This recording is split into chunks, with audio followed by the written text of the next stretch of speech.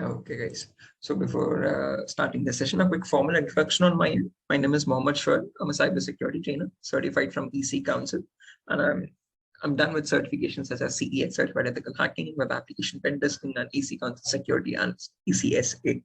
Okay, and my whole profession of cybersecurity, my whole main profession has been of cybersecurity since the past 5 years, and I teach students in the same respective courses on which I'm certified in. Okay, and before I start the demo, this is a common question that I ask all the students just to understand their perspective on the topic. Okay, since our course is on certified ethical hacking version 11, the latest version of the course from EC Council, I would request to ask you guys, according to you, in your own words, what do you think hacking is? Again, it's not necessary that you give me an exact definition, guys. Whatever comes to your mind, okay, whatever you know about what hacking is, please let me know what your perspective is. Anyone, guys? Again, let's keep the session a bit interactive and fun rather than keeping this just one-sided. Deepak or Santosh or Sukesh, anyone? Hi, sir. Hi, Sukesh, I can hear you. Hello. Yes, sir.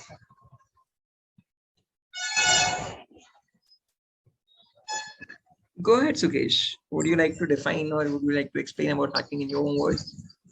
What's that? 1 second, sir. Yeah, would you like to define or explain about what you think hacking is in your own words? Sir, I am thinking like I'm studying BTech first year at present.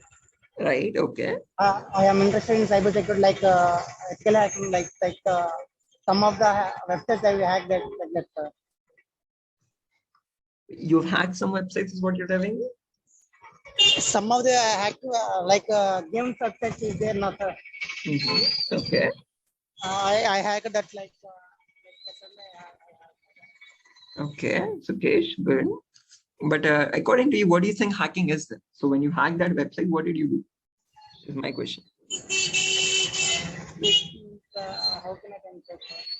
Anything, whatever comes to your mind in your own words. Try to explain it to someone as if you're explaining it to a kid. I can't explain, sir. I am in traffic. No worries, guys, no worries. Okay, but again, as you can see, the definition on the screen itself, hacking is nothing but the procedure of trying to gain access to information systems. Okay, so whatever that information system be, whether it be a mobile phone or a website or whatever it be, your procedure hacking is nothing but to get access to information, which is done without the permission or the consent of the organization. So when you're trying to hack a website for a game as well, you're trying to access something which you're not allowed to access actually. Okay, and this is performed for your own benefit. Okay, so once you get access to the devices, you can steal the data, destroy the data, or sell that data on the dark web. Okay, similarly, when you're hacking your website for any game or whatever it be, you're trying to access something, some premium feature of that, for which you should not be given free access to. Okay, so that is what you're doing it for your own benefit as well. Again, now on the other hand, when we talk about ethical hacking, this is a procedure of trying to find vulnerabilities. Okay, so in the method that you have tried to find a vulnerability in that website through which you are able to hack it, a job of an ethical hacker would be to try to find the same vulnerability in that information system or that application, and this is done with the consent, with the permission of the organization. Okay, once the vulnerability is found, it needs to be reported back so that no other person can hack it. Okay, so once the vulnerabilities are found and once they're discovered and reported, the company applies the appropriate patches for them. And once the patches are applied, the system gets secure. So as an ethical hacker, you're trying to increase the security of the infrastructure to prevent hacking and cause any further harm. Okay, now depending on these two definitions, guys, we can categorize the various types of hackers. So there's a black hat hacker, a gray hat hacker, and a white hat hacker. A black hat hacker is the villain of the story, someone who performs hacking for his own benefit, okay, without asking for permission. On the other hand, the hero of the story is the white hat hacker who performs penetration testing, okay, which is nothing but according to the laws and policies of the organization, he tries to find the weaknesses in that application or in the organization systems. Once he finds the weaknesses, once he finds the loopholes, he reports them back to the organization. In between, there's a gray area where someone else known as gray hat hacker falls. Okay, now this guy is kind of a mysterious guy. He has both the properties of a black hat as well as a white hat hacker. Okay, so like a black hat hacker, he does not ask for permission before trying to get access. But sir, yeah, sir, send me your contact number. I'll contact you after later. Yeah, sure, Shrukesh. One moment, let me just give you I'm a I've truck already driver. I mean, driving bike. So I am. no problem, Sukesh. I've sent my number, contact number in the chat. So if you have received it, you can just copy that and exit the session. No worries, Sukesh. Okay. You can join the demo tomorrow as well, so that in case if you're missing out on it. Okay. Thank you. No worries. Now, when we talk about gray hat hacker, this guy is having both the properties. So like a black hat hacker, it doesn't. Oh, 1 second, guys. Let me mute Sukesh out so there's no issue. Okay, perfect. So he does not ask for permission, but once he finds a vulnerability, he reports it back, like a white hat hacker. But obviously, he would not do that for free. He does it for a bounty. Now, that bounty could be anything. It could be a prize money or a reputational award or whatever it be, which benefits him. Okay. And all these different types of hackers, whether that be a black hat hacker or a white hat hacker or a gray hat hacker, they perform hacking or ethical hacking in a set of procedures. Okay. So whenever they need to perform these pen testing or hacking, they follow 5 steps. And these 5 steps are known in total as hacking cycle or cyber kill chain. The first step is information gathering. It can also be called as a reconnaissance or footprinting. Second step is scanning. It can also be called as enumeration. Third step is gaining access. Fourth step is maintaining access. And the last step is reporting or clearing traces. Now, these are the 5 steps that any hacker or any ethical hacker in any organization follows. Okay. And our whole course of the ethical hacking is going to comprise of these 5 steps itself. Okay. So we're going to be practically discussing about the first step from information gathering till the last step of reporting to report the vulnerabilities or clearing traces. How do you remove the evidences as a black hat hacker? Okay, so all these 5 steps are similar, whether you be a white hat hacker or a black hat hacker. The only difference is in the last step. If you're a white hat hacker, you try to report all the steps taken. If you're a black hat hacker, you try to remove all the evidences, which is nothing but clearing traces. Okay, now let's briefly discuss about each of these steps one by one so that you can understand what topics are being taught in the course. Okay, so the first step, information gathering. As the name itself says, this is the process where you try to gain as much information as possible about the target. Now, you could ask me, Shoaib or sir, what kind of information are we actually trying to gain in this step? And the information is as follows. Okay, so whatever website it be or whatever organization it be, you try to get the information such as their IP address information or the range of IP addresses that they use in their organization, their whois records to understand who is hosting that website and how old that website or web application or that organization is, and their DNS records, their employee details, like their contact numbers, their email addresses, their usernames and passwords, which are leaked, and so on. Okay, and also we try to find the domain names and the subdomains and the operating system used by the target. Okay, and all this information is achievable or retrievable from the internet itself. So if I wanted to find the employee details, like the email addresses, all I have to do is go to the browser, and in the browser, I can just search for a website called hunter.io. Hunter.io. Now, this website is capable of giving you the email addresses of employees of any organization. So if I search for, let's say, ICICI Bank, okay, and as you can notice over here, this is going to provide me the email addresses belonging to the employees of ICICI Bank. Okay. I can search for wipro.com. Wipro.com. And this will provide me the email addresses of employees of wipro.com. And these are working emails. Okay. So this website does the job of retrieving these different emails from different sources and putting it in one single location. Now, a hacker could use these emails to perform phishing attacks, sending fake emails or phishing emails. Okay. Now, in such a similar format, an attacker or a pen tester can find the rest of the information as well from the internet for any organization. It's as simple as that. Okay. If I wanted to find the DNS information for any organization, I can just visit a website called DNS Dumpster. Okay. And with this, I get the IP address information for all the servers used by any organization. So if I search for wipro.com, this will give me all the DNS information for wipro.com. Let me show you. As you can see, it shows where the servers are located, what are their IP addresses, what are the DNS servers, what are the host names, the mail servers, and all. But again, this might be a bit technical, too technical to understand, but we'll discuss this in detail when we do the course. Okay, so all such information is retrievable from the internet for free from different unknown or very hidden sources. And in this information gathering step, we'll discuss how to get this information. What are these special websites from where we are getting this information? Okay. After the information gathering step is done, then we go with the scanning phase.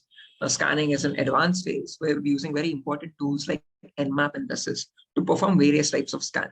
So whenever we talk about scanning, there's three important categories. There's something called network scanning, port scanning, and vulnerability scanning.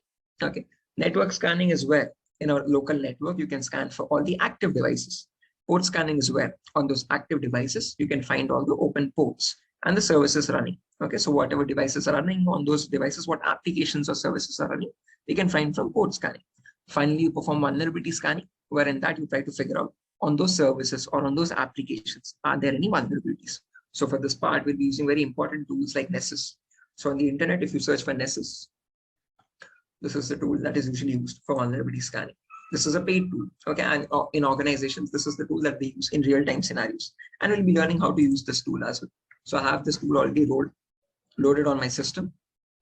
As you can see, this is the Nessus login. So I can log into my Nessus account. And this is how your Nessus tool looks like. Okay, so we'll discuss how to use this Nessus tool and how to generate reports and how to run this tool, how to perform scanning. Okay, vulnerability scanning. This is how your results look like. Okay, all this is whatever we're discussing, each and every topic will be based on real-time scenario tools of what are using or of what are being used in an organization. Okay, after scanning is done, then we go with the next step, which is gaining access. 1 second, guys, just a minute.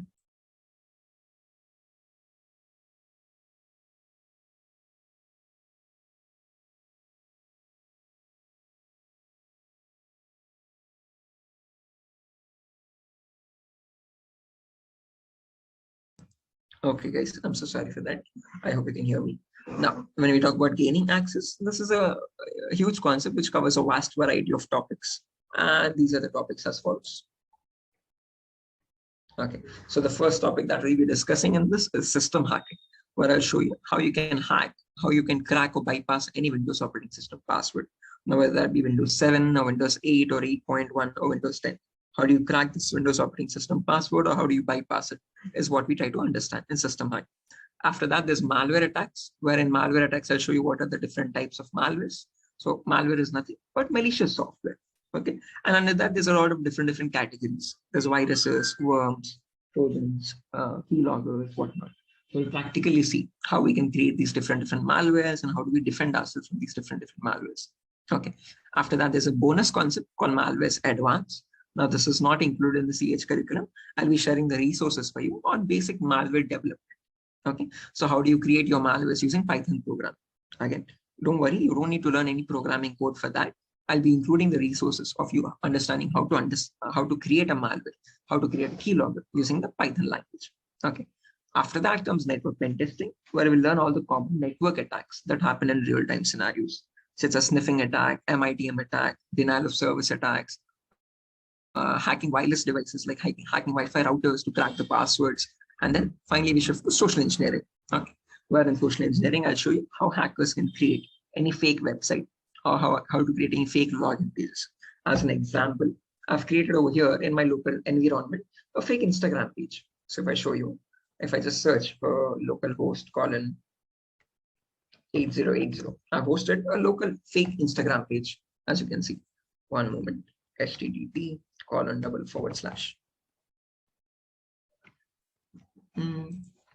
oh yeah, it's not running. 1 second. Yeah,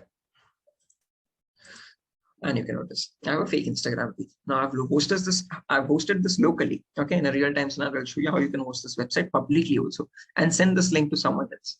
And if they enter any credentials on their end, so if they enter something like, let's say sukesh123@gmail.com, and let's say if I enter a password like, let's say Santosh Kumar _7890.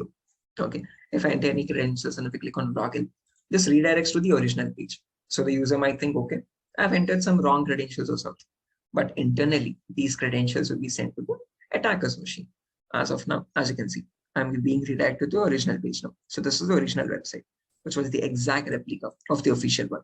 And if I go back to my terminal and if I just type the command cat usernames, I can see the credentials entered. Okay, so what I've done is I've hosted it locally, but in a real-time scenario, I'll show you how you can host this publicly also and how you can send that fake page to someone. Okay, and you will also get that lock screen. Okay, you will see something like secure connection. Okay, and once they access that page and once they enter any credentials, you will be getting those credentials on your system. Okay, and that is social engineering. And we'll discuss how these attacks are performed and how do you prevent yourself from these kinds of attacks as well. Okay, and this can be replicated for any website, whether that be Facebook or Twitter or Snapchat, Instagram, or any random login page on the internet. Doesn't matter. Okay.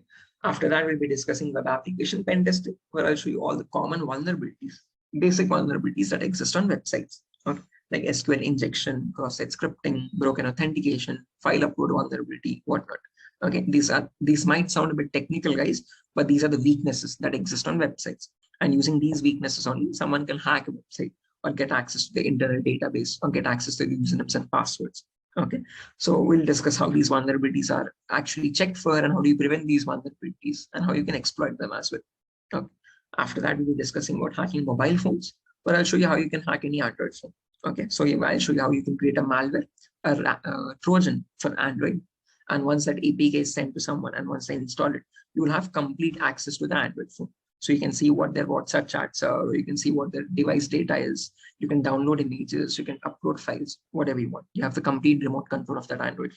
And as soon as we learn the attacking methods, I'll also be showing you the defense methods. How do you protect yourself from these different kinds of attacks? Or do you prevent these attacks in the first place? Okay. So in case if I've missed out any topic in the demo, guys, the institute will be sharing this PDF file with you as well. Okay. This contains a list of all the topics that we discussed in the course. Okay. And again, as I've told you, since not everyone might be from the technical background, we take a few introductory classes as well. So basically, we'll have a few prerequisites to cover, such as virtualization, basics of networking and Linux commands, and the basic Windows configuration, server configuration, and lab setup installation. And then we'll dive into the advanced concepts. So the first 1, 2, 3 days, we'll have introductory concepts. You don't need to learn anything separately from anywhere else. Okay. Everything that is required for the course is included in the course itself. And after those topics are discussed, only then we'll dive into the advanced concepts. Okay. And the whole duration of the course is going to last for around 35 to 40 days, where we'll have a batch every day, 1 hour class from 6 p.m. Okay. So 6 to 7, you'll have a class from Monday to Friday, and it will take around 35 days to complete. And again, we can have a small Q&A session, guys, if anyone has any questions. Deepak, Prajwal, Santosh, any questions or doubts?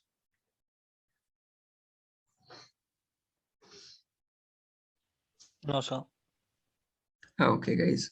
So if you have any technical queries, guys, regarding the topics or anything, you can contact me on my phone number over here. Or if you have any queries regarding the fees or the batch allotment or the date of starting, you can contact DURGASOFT Institute directly. Okay. So yeah, that's it. Nothing more for today's session, guys. I hope you have liked it. If there's any questions, you can let me know. If not, I shall end the session.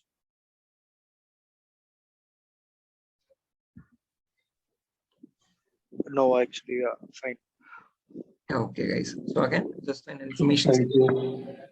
We have a new batch starting from Monday at 6 p.m. So in case if you're joining, please let DURGASOFT know about it and you can register for the course. And I have one doubt, like you said, on weekends it would be 3 to 4 hours. You would be taking the weekend class as well?